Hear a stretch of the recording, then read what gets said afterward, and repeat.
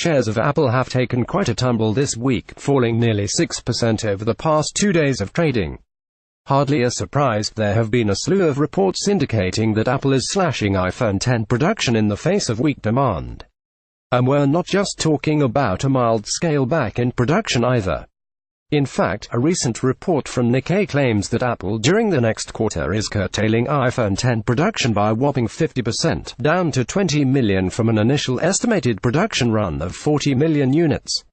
Predictably, reports of iPhone X production cuts have sparked a series of lively debates about Apple's flagship device in particular, and the strength of iPhone sales in general. While Apple doesn't break down unit sales across specific iPhone models, we'll have a better idea of how iPhone sales performed over the last quarter once Apple posts its earnings report later this week.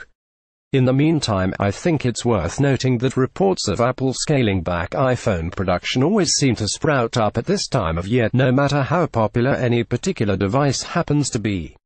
Last year with the iPhone 7, reports began surfacing in late December that sales of the device were disappointing. As a quick example, a report from Nikkei relayed that iPhone 7 sales were selling more sluggishly than expected. The previous year, back when the iPhone 6 was Apple's latest and greatest device, reports in early January of 2016 indicated that Apple was planning to scale back production by 30%. Nikkei once more figured prominently in these reports, with the publication noting that inventory had piled up in the face of lackluster sales.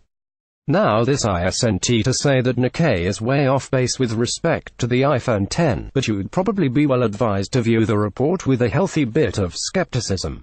As Rene Ritchie astutely points out, reports, leaks of Apple or any company raising, lowering purchases, production are often tools for stock manipulation.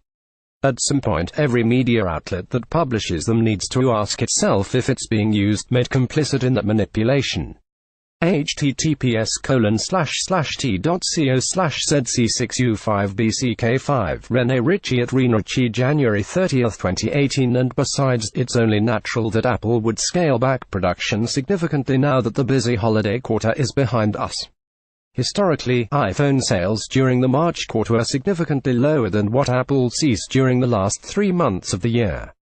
Lastly, the key metrics to look for when Apple posts its earnings report is how cumulative iPhone sales checked in for the quarter and what guidance Apple has for the March quarter. Indeed, amidst all the talk that iPhone X production is being cut drastically, Apple later this week may very well post its most profitable quarter in company history.